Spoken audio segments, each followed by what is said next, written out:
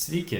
Pasižiūrėsime, kaip su Microsoft Word programa patikrinti, ar dokumentas yra pritaikytas neįgaliesiems. Yra keli būdai. Pirmasis būdas yra trumpoji klavišų kombinacija. Nuspaudžiame Alt mygtuką ir jį laikome, tada spaudžiame R, tuomet P, tuomet M.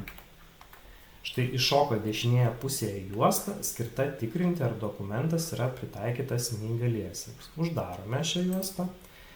Tada kitas būdas yra pasirenkam failas, informacija, tikrinti, ar yra problemų ir tikrinti pritaikymą neįgaliesiems. Matote, vėl dešinėje pusėje atsiranda ši juosta. Uždarome.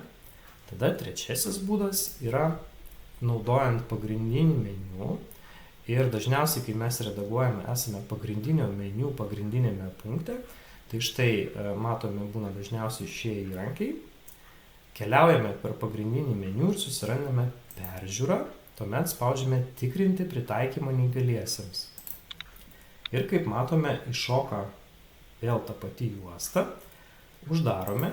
Dar vienas būdas yra paspausti piktogramą informacinėje juostoje.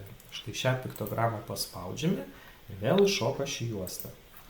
Na ir paskutinis būdas yra spartusis meniu.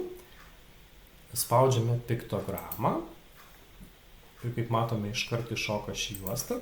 Jeigu piktogramos neturime, galime ją pridėti paspaudę šį išsiskleidžiantį meniu, pasirinkę daugiau komandų.